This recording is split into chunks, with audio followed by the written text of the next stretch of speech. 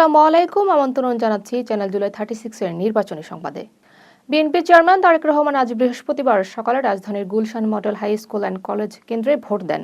এরপর তিনি গণমাধ্যমের সঙ্গে কথা বলেন এবং ভোটারদের অংশগ্রহণের গুরুত্ব তুলে ধরেন। ভোট প্রদান শেষে বিএনপির চেয়ারম্যান তারেক রহমান বলেন, ত্রয়োদশ জাতীয় সংসদ নির্বাচনে জয়ের ব্যাপারে তিনি দৃঢ়ভাবে আশাবাদী। তিনি জানান, দেশের মানুষ আজ তাদের ভোটাধিকার প্রয়োগ করবেন বলে তার বিশ্বাস। জামায়াত ইসলামীর আমির ডক্টর শফিকুর রহমান আজ সকালে রাজধানীর মিরপুরের মণিপুর উচ্চ বিদ্যালয় কেন্দ্রে ভোট দেন।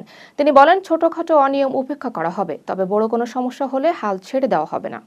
ঢাকা 11 আসনের 11 দলীয় নির্বাচনী জোটের প্রার্থী ও জাতীয় নাগরিক পার্টির আহ্বায়ক নাহিদ ইসলাম আজ বৃহস্পতিবার সকাল 8টার দিকে রাজধানীর বেড়াই এলাকার একেএম রহমতুল্লাহ বিশ্ববিদ্যালয় কলেজ কেন্দ্রে ভোট দিয়েছেন।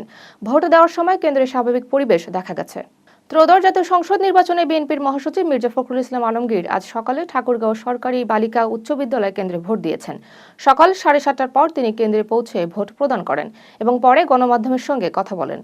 রাজধানীর মিরপুর বিশ্ববিদ্যালয় কলেজ কেন্দ্রের একটি পুরুষ ভোট কেন্দ্রে দেখা গেছে, একজন ভোটারকে ব্যালট গ্রহণ থেকে শুরু করে ভোট বাক্সে জমা দিতে গড়ে প্রায় পৌনে 3 মিনিট সময় লাগছে। গণভোট নিয়ে বিভ্রান্তির কারণে কিছু ভোটারের সময় আরও বেশি লাগছে। বিএনপি চেয়ারম্যান তারেক রহমানের স্ত্রী জুবাইদা রহমান আজ বৃহস্পতিবার সকালে রাজধানীর Gulshan model school and college কেন্দ্রে ভোট দিয়েছেন।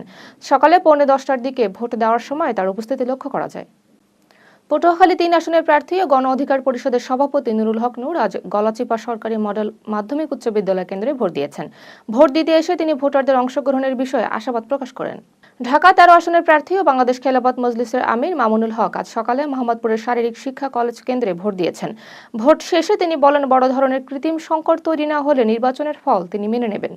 পঞ্চগড় 1 আসনে 11 দলীয় ঐক্য জোটের প্রার্থী ও এনসিপির উত্তরাঞ্চলীয় মুখ্য সংগঠক সার্জিস আলম আজ সকালে নিজ কেন্দ্রে ভোট দেন। তিনি লাইনে দাঁড়িয়ে ভোট দিয়ে পরে সুষ্ঠু ও নিরপেক্ষ ভোট গ্রহণের আহ্বান জানান। ত্রয়োদশ জাতীয় সংসদ নির্বাচনে ভোট গ্রহণ শুরুর আগেই অবৈধভাবে ভোট কেন্দ্রে প্রবেশের অভিযোগে রাজশাহী ও ঢাকার সাভার থেকে মোট 17 জনকে আটক করেছে আইনশৃঙ্খলা রক্ষাকারী বাহিনী। কক্সবাজার 1 আসনে বিএনপির প্রার্থী ও দলের স্থায়ী কমিটির সদস্য সালাউদ্দিন আহমেদ আজ সকালে পেকুয়া সরকারি মডেল জিএমসি ইনস্টিটিউশন কেন্দ্রে ভোট দেন। ভোট দিয়ে তিনি জনগণের উপর আস্থা প্রকাশ করেন। রাজধানীর ধানমন্ডির সরকারি বালিকা বিদ্যালয়ের একটি নারী ভোট কেন্দ্রে ভোটার তালিকায় নাম ও ছবি না মেলার কারণে একাধিক ভোটার ভোগান্তির শিকার হয়েছেন। সমস্যার সমাধান না হওয়ায় কিছু ভোটার হতাশা প্রকাশ করেছেন। দর্শক, এতক্ষণ সাথে থাকার জন্য ধন্যবাদ।